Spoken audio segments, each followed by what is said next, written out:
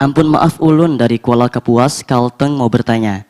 Ulun kan dapat ujian kalau kencing susah berhenti. Jadi kalau mandi atau istinja lama. Jadi banyak buang waktu dan air juga. Itu akibat habis buang air kecil, kandung kemih ulun terisi lagi. Gitu terus sampai kayaknya isi perut atau air agak habis. Pertanyaan ulun, apa boleh ulun menjamak sholat karena keadaan demikian Bu ya? Mohon pencerahannya, terima kasih banyak. Minta ridho, minta halal Bu ya. Mohon doa kesembuhan buat ulun. Assalamualaikum warahmatullahi wabarakatuh. Beribadah itu mudah. Sholat itu gampang. Kalau ada orang yang tidak bisa sholat atau kesusahan dalam sholat, itu yang salah gurunya. Nah, tadi pertanyaannya adalah buang air kecil, kemudian sepertinya dalam dirinya ada dua kemungkinan. Memang dia adalah orang yang sakit fisiknya, sehingga kencingnya tidak bisa segera tuntas. Maka dia sakit. Yang kedua adalah orang kena was-was. Sebelumnya sih beres, cuman perasaan. Nah, tinggal Anda harus jujur yang mana. Jadi yang bertanya ulun, maka saya jawab, pian harus tahu. Nah, maka lihat pian sebagai orang yang mana. Kalau pian adalah orang yang sakit fisik, maka ada dispensasi besar-besaran. Tapi kalau pian adalah orang yang kena was-was, maka pian harus belajar menyembuhkan was-was juga. Itu penyakit yang harus selesaikan. Adapun di saat pian adalah sakit yang sesungguhnya, ternyata buang air kok nggak beres-beres benar dan memang ada keluar, maka berarti itu termasuk golongan yang keluar terus kayak beser dan sebagainya. Maka Anda bisa menjamak sholat karena sakit Anda.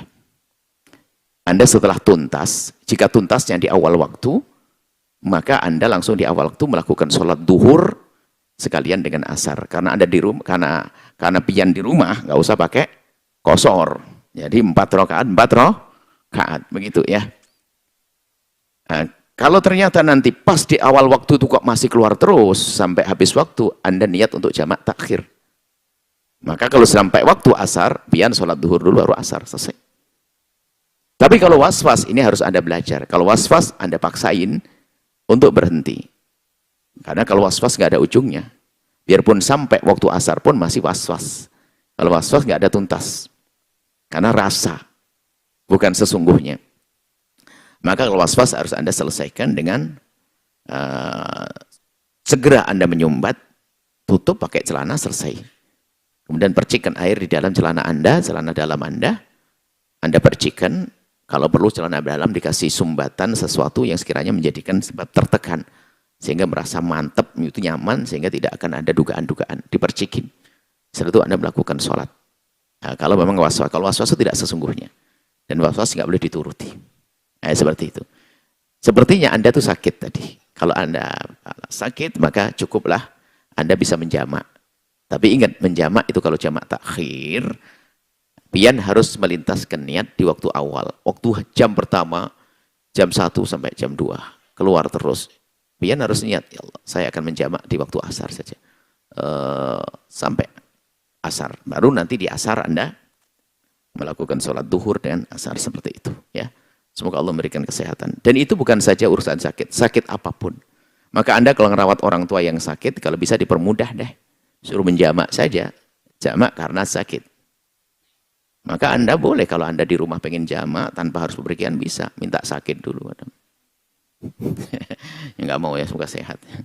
Ya, sehat ya, sakit. Jadi sakit boleh menjamak karena sakit. Baik, itu saja.